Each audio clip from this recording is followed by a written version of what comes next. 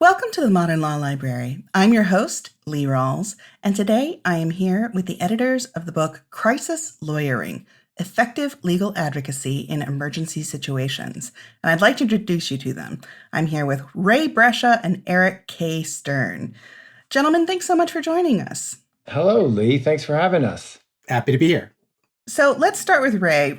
Ray, could you tell us a little bit about who you are and how you came to work with Eric on this book? Sure. I teach now at Albany Law School. I've taught there for about 13 years. And before that, I practiced for about a decade and a half, mostly in New York City, and sometimes dealing with crisis situations. But the partnership around this book really was a product of the affiliation that Albany Law School has with the University at Albany, which is part of the SUNY system. And we collaborate a lot. This was a product of that opportunity that we have to work with people from fields other than law. And Eric, can you please tell us a little bit about how you came to write this book and what your background is? My background is actually in political science, and I have been taking a broader multidisciplinary or problem-based look at crisis management and crisis leadership for about 30 years, actually, at this point, partly partnering with government and other organizations to help them to prepare and learn from their experiences, and doing a lot of academic writing and teaching and program development in this area. Before I came to UAlbany, I was recruited by the then chief counsel of FEMA, who's actually also one of the contributors to the volume, to help him try to better prepare FEMA lawyers for the challenges of crisis management, and did some research talking to FEMA leaders and about what they need from their lawyers, talking to FEMA lawyers, and particularly those who are recognized as star performers in these difficult situations, and then trying to develop good practice models and training to enable FEMA lawyers to do better. After that, I came to UAlbany about 5 years ago as part of the founding faculty at the College of Emergency Preparedness, Homeland Security, and Cybersecurity, where I am full professor and currently serving as elected chairman of the faculty as well. So, as my listeners may have picked up already, this is a book coming out in 2021, but this is not just, hey, COVID happened to all of us. Let's talk about how we deal with this crisis. This is an area that you both have been interested in and concentrating on for a long time. Can you talk about the impact that COVID had on this book? I imagine you were pretty close to finished with it when the pandemic first happened. I'll kick this over to you, Ray.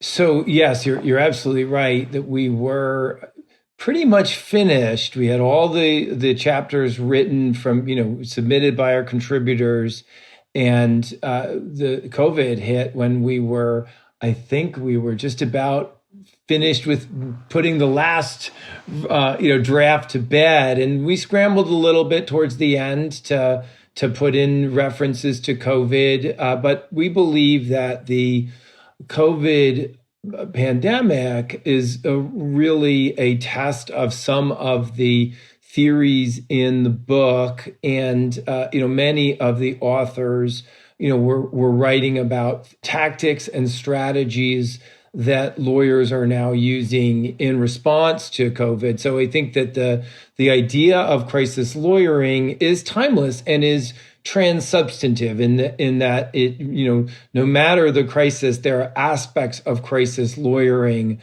that we see as crossing across different sectors. I mean, we've got an author, for example, who wrote about lawyering in the 1980s in New York City fighting homelessness, and straight up to lawyers who worked with their students, to professors at Yale Law School who worked with their students to address the travel ban, the Muslim travel ban.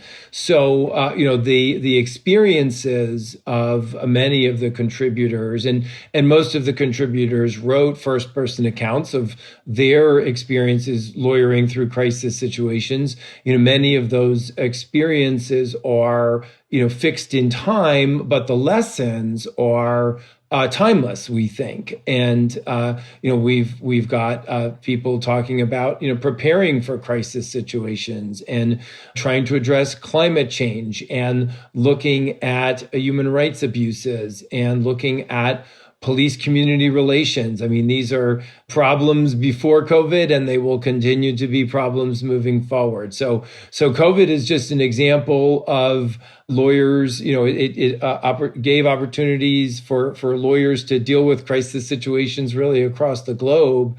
But the lessons that people take from the experiences that the contributors had and wrote about in the book are applicable certainly to COVID response, but really any crisis response.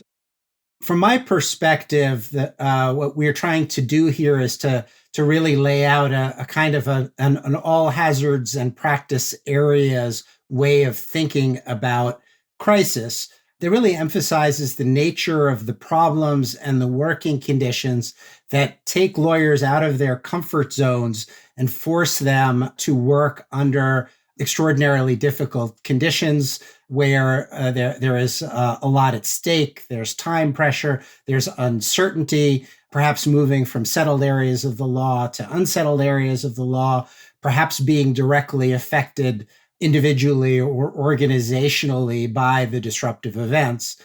I think COVID is a great example of that, but one that the infrastructure of the book was well adapted to analyzing. So it may well be that one of the follow-up projects that we decide to do would be to focus in and do different case studies of lawyers responding to COVID.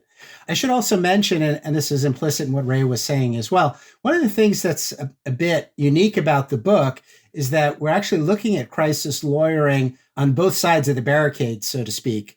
As I mentioned before, my original interest in some follow-up work that I've done here in the United States and also internationally has focused a lot on government lawyers meeting the challenge of crisis management. But many of the cases that we look at in the book, we have lawyers challenging the government. And we've had a lot of situations in recent years where the government needs to be challenged. And so we capture that as well. I really liked what you had to say about this being about lawyers being challenged outside their comfort zone, because I think that if you talk to any lawyer and you say, oh, crisis lawyering, many people may come back to you and say, well, my client feels like whatever their matter is a crisis. So if I come to you and say, what is a crisis? And my client says, well, what isn't a crisis? It's all a crisis. What is crisis lawyering in that case? And what I really appreciated about the book is because these are chapter by chapter, mostly first person accounts, where they discuss 1, 2, 3 episodes that they faced in their working life and what they found worked or didn't work. There's a really fascinating chapter by a gentleman who spent a good deal of time as the lawyer for a teen shelter in New York State, which apparently has I don't know, a rule that a teenager could seek shelter for up to 30 days before a judgment being rendered, essentially, that would force them back to their home or into a foster care situation. And so he would be encountering, distraught or just very upset parents saying, give me back my child. And, imagine that situation where you're having to, discuss with these distraught people, that's not possible right now. Here's what's possible. And he walks through techniques he used to get through to people. And every chapter I felt had a nugget of wisdom, or more than one, that you could take away. So even though, one crisis, for example, was, talking about when the Muslim ban was first instituted. And that, as a non-lawyer, really made me well up with pride to be working for an association that serves lawyers when I saw the response, which was that, lawyers across the country heard that this was happening. And even if this was not their area of law, many people put on a suit and went to the airport. And that was identifiable as a crisis. But then there are things that aren't necessarily as identifiable as a crisis. And they talk about both the acute versus chronic. So I would love to talk about acute crisis versus chronic, because I think that helps define a little more what we're talking about when we talk about crisis lawyering. I can give you a few thoughts about that. I think you put your finger on something very important, and this is also a point that Ray often makes, that lawyers are used to helping people with their crises, but that doesn't necessarily create a crisis for the law firm, particularly if it's a recurring problem where a lot of legwork is done in advance and can be adapted from pre-existing documents and with a predictable schedule. What is very challenging about crisis situations is that they often occur unexpectedly. They disrupt the plan scheduling. Things happen very quickly, which makes it hard to do legal research. Some of that work is done in suits. Some of the lawyers that we have studied and worked with and gathered experience from have done their work in rubber boots in flooded disaster areas, working with survivors. And so, that's a very, very physical example of lawyers leaving the usual environment and getting out to other places and meeting people and dealing with challenges that may not be a part of their everyday repertoire, and that they may not necessarily have been prepared for by law school or by the usual professional development trajectories in a law firm, say. That forces them to use other muscles, other kinds of soft skills, and it can be very challenging. I also would like you to talk about the chapter by, I believe, Scott Westfall, talking about the characteristics that many lawyers have that can be helpful or harmful, and even going back to law school, the kinds of things that you're taught in law school that can end up either hurting or helping you. I found that fascinating. So if you as a law professor could talk a little bit about your view of that. So a couple of things. First is the notion that we started off with earlier, which was, not every crisis for a client is necessarily a crisis for the lawyer. So one area in which I practiced, was to represent tenants facing eviction. Every one of those cases where I handled, and I probably handled thousands, every one of those cases was a crisis for my client. It was rarely a crisis for me, however, because I knew what to do, what arguments to make, what documents to file, when to file them. I could file them fairly quickly. I could get an order from the court to stay the eviction if there were grounds to do so, and there often were some grounds, to stay those evictions.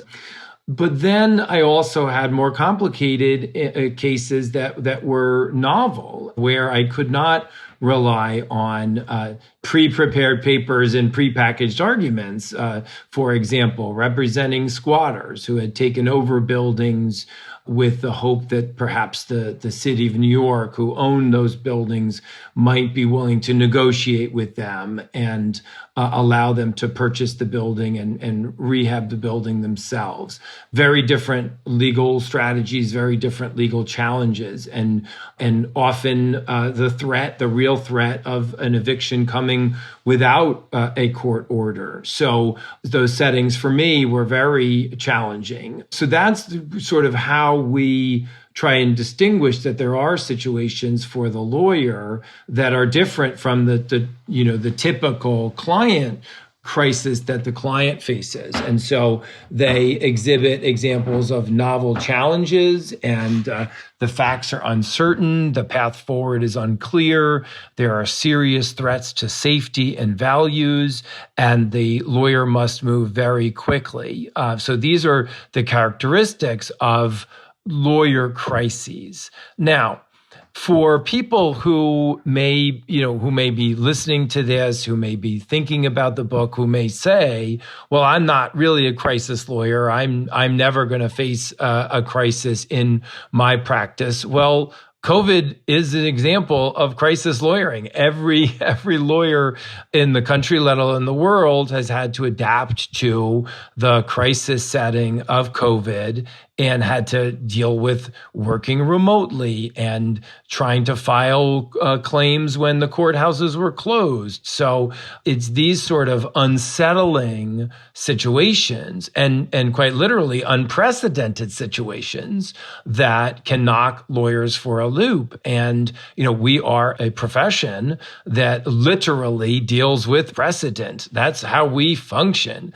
And to deal with unprecedented situations can get, as you said earlier, Lee, can get lawyers out of their comfort zone. So to get to your more immediate question about teaching crisis lawyering, it is certainly challenging, but it is, you try to prepare students by developing methods and working with interdisciplinary teams and trying to maintain sort of personal and professional balance and a clear-eyed, as best you can, grasp of the law and the facts of the problem. And you use case studies to see how other lawyers dealt with those crises. And that's really what the book is all about. It's those sorts of case studies that give people a sense of what it's like to deal with a crisis situation. And the bottom line is, and this is another thing we don't always associate with lawyering, there's a fair amount of creativity that goes into crisis lawyering. And so, preparing students by saying, get as good a grip on the situation as you can, understand that you're not necessarily going to be in a setting where the path is clear, and also, feel free to get creative. And that's what you can do, I think, to prepare for crisis lawyering, prepare students for that. Well, I really found the chapters that talked mostly about, say, you're a lawyer, but you're also having to work with a multidisciplinary team. Now, that may be because you are part of a large corporation and you're having to answer a threat to that corporation or to one of your employees. For example, there's the New York Times, I think he's the GC at the New York Times. He wrote a chapter and he's talking about how he dealt with a series of kidnappings of New York Times employees abroad. And, correct me if I'm wrong, I've never gone to law school, but I don't think there's a day where you talk about how to handle it when your clients are kidnapped. And, being faced with these situations where you just can't just be, well, I'm the lawyer and I'm in charge and we're doing this. You're needing to work with, whether it's inside a corporation, whether it's inside, say, a university or a state government. You may not be the main decision maker. You may be having to counsel others who, as a group, you're going to have to come up with a solution, but you may just be one voice in the room. And how can you make your voice effective, and how can you be effective in that kind of situation? Eric, can you talk about times in which you've seen this be very successful, or if you can't, talk about one situation in particular, what are the characteristics of a successful interaction by a lawyer with a large interdisciplinary team as you're trying to come to a decision? What helps and what hurts? So I think I could approach that from a couple of different directions. It is very interesting that if you look at lawyers in emergency management, which is one of the areas that I personally have worked with quite a lot, one of the things that we saw at FEMA before we did the FEMA Legal Advice in Crisis project was that lawyer influence was on a kind of a pendulum. And there were situations where lawyers had too much influence. They could say something was too risky and really essentially had a veto and shut things down in an environment where a degree of risk taking and even perhaps more properly risk management was what was important, not risk avoidance, to other situations where people preferred to move forward aggressively and leave the lawyer behind. The lawyers were excluded or marginalized because they were perceived to be putting the brakes on mission fulfillment. They were too slow. They couldn't keep up. They were naysayers. And so, for instance, many FEMA federal coordinating officers indicated that they would rather do what needed to be done to help people and then have the lawyers clean up the mess later, essentially, or be forgiven rather than proactively avoiding missteps. So there is a certain balance to be struck in the legal role. And I think starting with problem solving, and I know that legal problem solving is an important trend in legal education and legal practice as well. And this is something that is very consistent with and compatible with crisis lawyering, of course. But if you take that problem solving perspective, an organization or a client is facing a challenge and addressing the issue may require multiple types of expertise. So there may be a legal dimension, there may be a public relations dimension, there may be a public health dimension that requires physicians or epidemiologists to weigh in. And all of those pieces have to be there to solve the problem in a balanced way that addresses the values that are at stake, that are threatened in the situation. And so it's not about the lawyers, being in a dominant role or being sidelined. It's that the lawyers should be weighing in appropriately to support the decision making. Another thing that makes it complicated is that in different settings, clients or leaders will expect different things from their lawyers. Some want their lawyers to weigh in on the technical, narrow legal issue, their technocratic expertise. Others want a wise counselor who's good at issue spotting and who can provide broad advice that's not just strictly legal. And so for a lawyer to be effective, a lot of it is about reading the room and reading the leader, and also knowing how and when to weigh in. What issues should be brought up in a big group, all hands setting? What issues should be in a smaller group? When to try to secure a private meeting with the decision maker one-on-one. And so there's a whole social psychological piece that is very important. In Scott's chapter that you referred to, Scott Westfall, he talks about lawyers often not having the opportunities to develop good group work skills. One of his favorite examples is he says that if you give business school students an assignment, they will brainstorm together, work together, pass the work around, try to create synergies between the individual team members that are more than the sum of the parts. He says typically law students will meet very briefly, try to divide the work up into separate segments. Everybody goes off and does their piece, puts it together, does a quick edit, and hands it in. You're not getting those group dynamic synergies. So Scott would argue that teaching lawyers to work creatively in group settings using ideas from design thinking will help them to be better lawyers in general, and that those creative problem-solving skills and effective team skills are even more essential in crisis situations. And one of the things I definitely want to get to is this idea you guys put forward of this being an emerging field of practice. So as we've already alluded to, every single lawyer can run into a crisis situation that's not just a crisis for their client, it's also a crisis for them. But there also is perhaps a space for people who this is their specialty.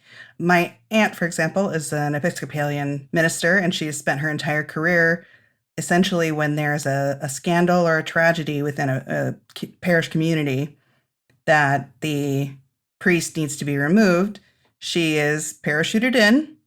She makes sure that everything is in order, everything is, healed and relationships are restored and trust is rebuilt. And then she's on to the next town, the next congregation. Is there a space like that for lawyers who that really is their interest? They'd like to do that kind of emergency crisis management. for a set amount of time, and then they're on to the next crisis or emergency?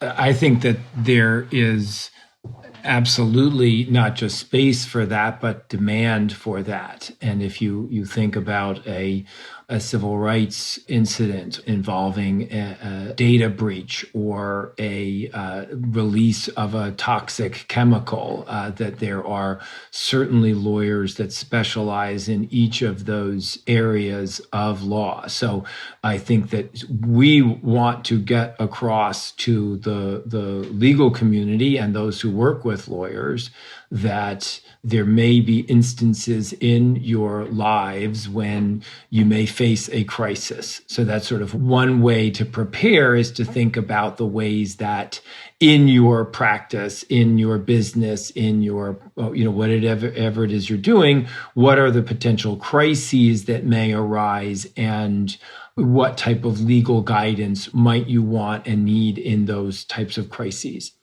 On the other side, there certainly are, so that's the, prep for when crises come to you. Another approach is certainly to go run towards the crises and to work in areas where crises are common and to develop an expertise as to how to deal with those, crises in the area in which you are an expert. So I think that there is something for everyone in this book. We've got a chapter, for example, from Baher Azmi, who works at the Center for Constitutional Rights. He also teaches at Seton Hall Law School. And, he dealt with detainees on Guantanamo. That was a particularly difficult crisis to address, particularly early on when it seemed that no law applied there. But the Center for Constitutional Rights goes into crisis situations all the time. And, thinking about, you mentioned earlier, David McCraw of the New York Times.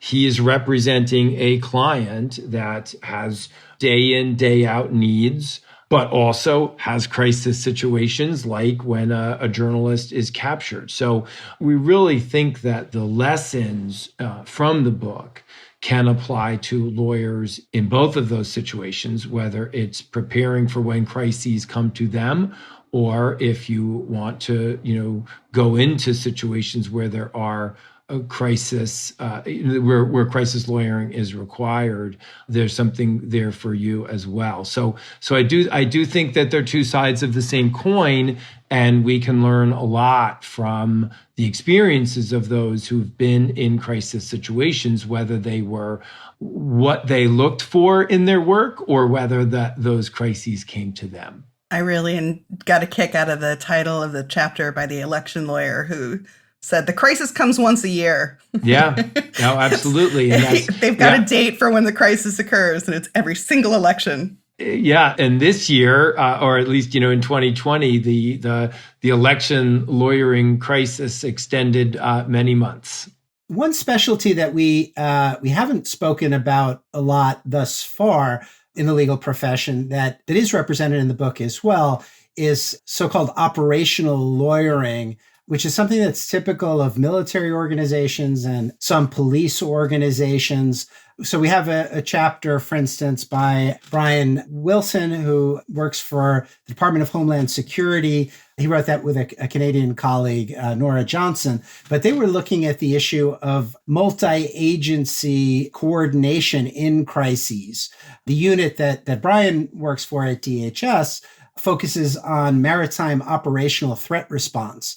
And so if you have a modern piracy case, like in the movie Captain Phillips, that may be an issue that requires the Department of State, the Department of Defense, the intelligence community, Department of Transportation, and depending on the issue, other relevant agencies to work together effectively.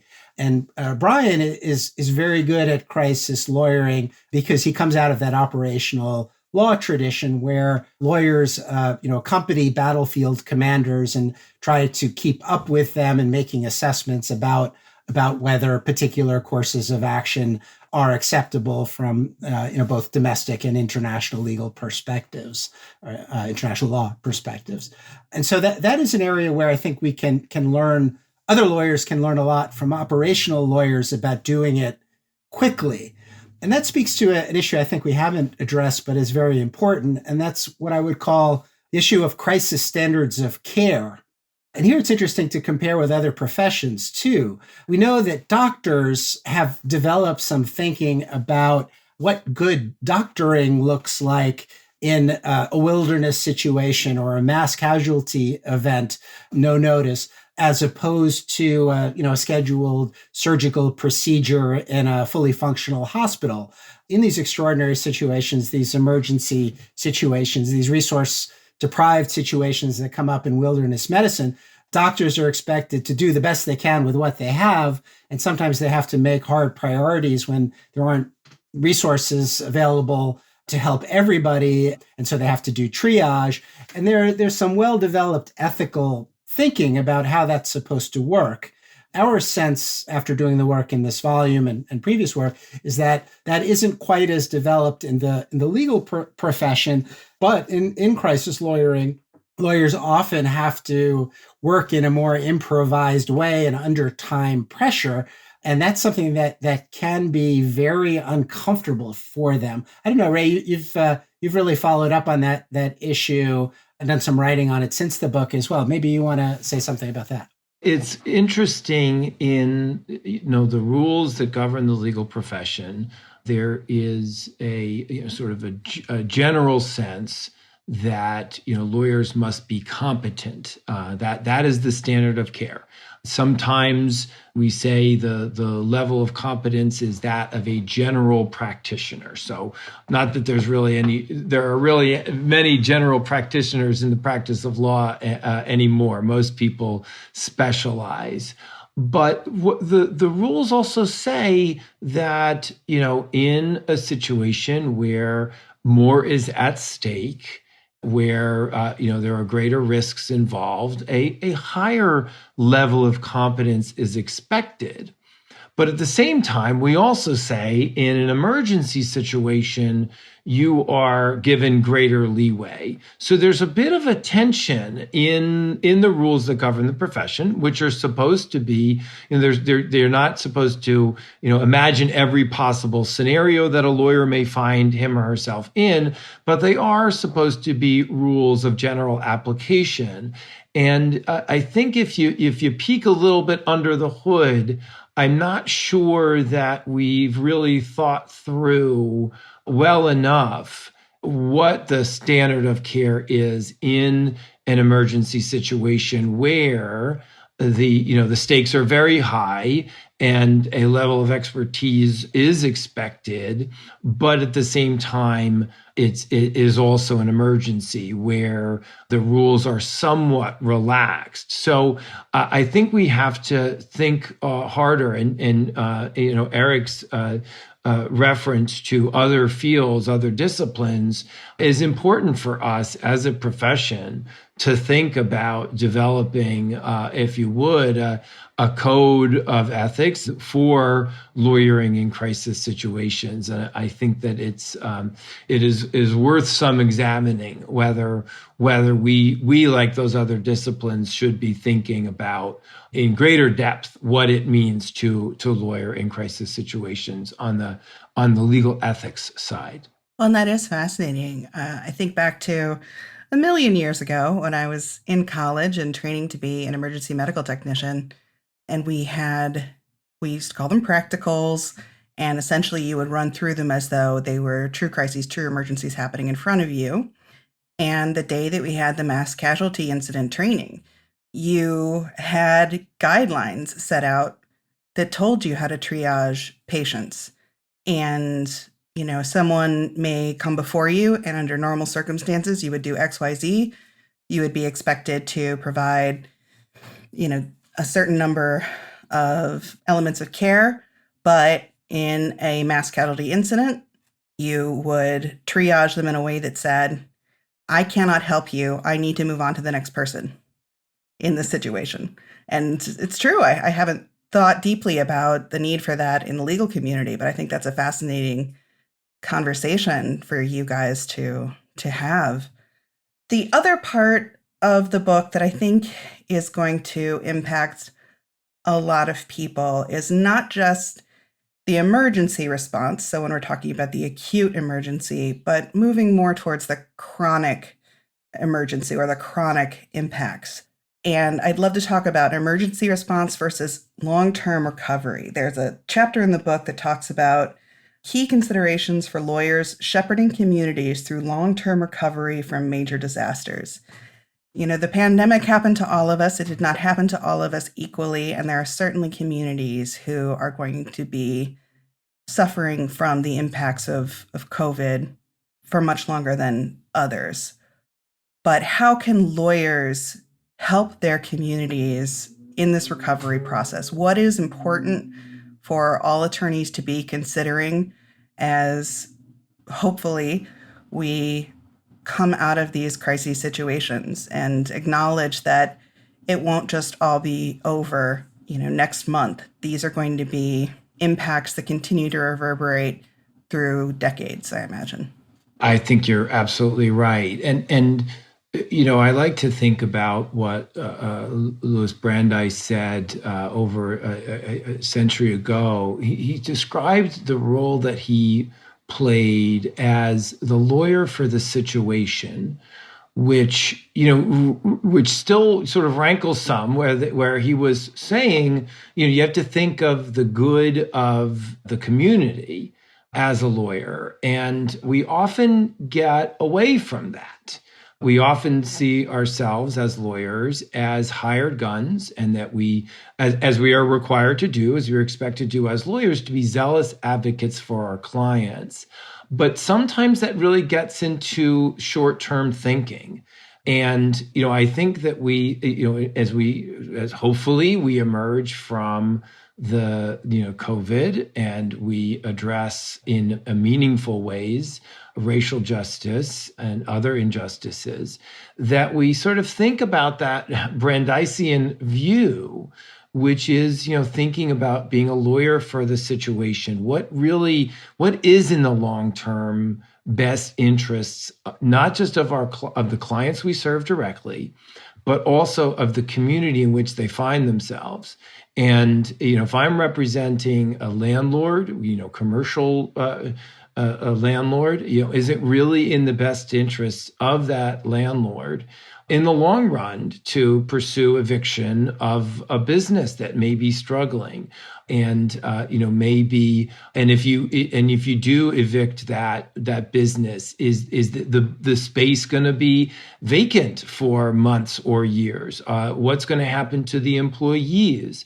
So you can have a frank conversation with clients about what's really in their long-term interest, and to sort of put those long-term interests perhaps ahead of what might seem to be temporary or short-term gain. So I think that that's what the lessons from a number of the different chapters, the chapter on policing, the chapter on recovering from Katrina, from preparing for climate change. It's really thinking about, working with others, with stakeholders across a community, to think about what's really in the best interests of the community. And that's, there may be people who push back, and probably a lot of lawyers, their first instinct is, well, I have to be a zealous advocate for my client. You can still be a zealous advocate for your client, but work with them to think about their, what's really in their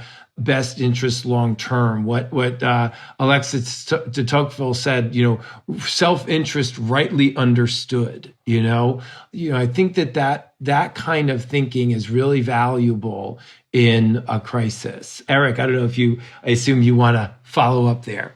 Sure. So there are a couple of pieces there that are very interesting and resonated with me, that go off in a couple of slightly different directions. One of them, I think, is related to climate change that Ray just mentioned as well.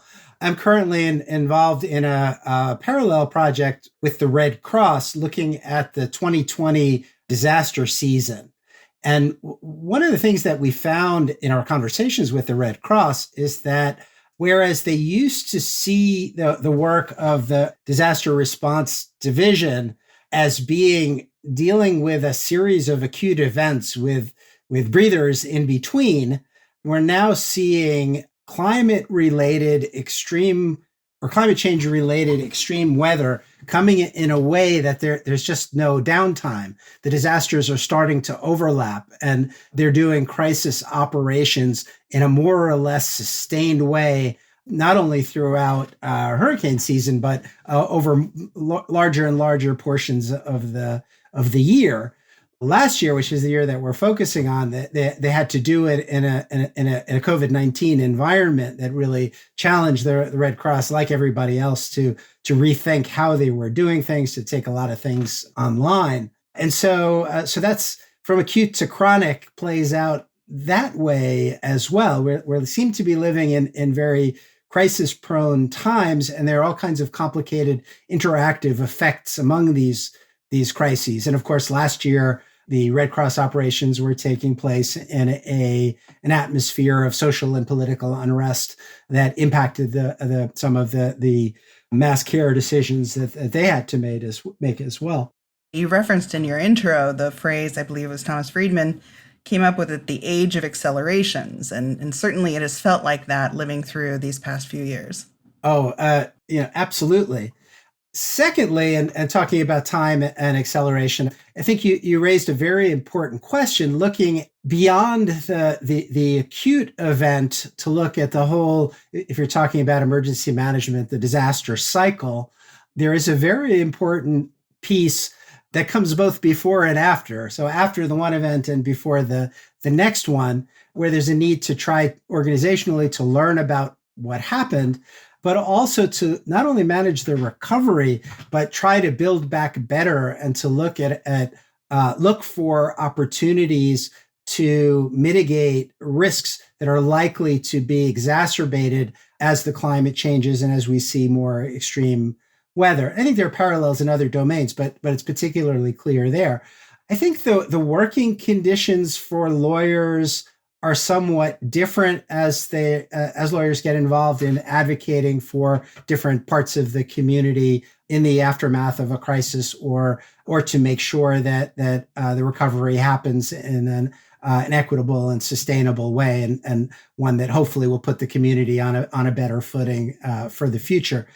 Sometimes there are crises after the crisis that emerge as maybe there are conflicts over different development visions for a community after an event like Katrina, or where there may be proposals to retreat from a floodplain where people have been living for many years and have ties to the land, and where very severe value conflicts can emerge. And there may be challenging crisis lawyering in those situations as well. But clearly, a holistic perspective on this that looks both at the short-term acute emergency and the longer-term strategic aftermath, that is the right way to look at it.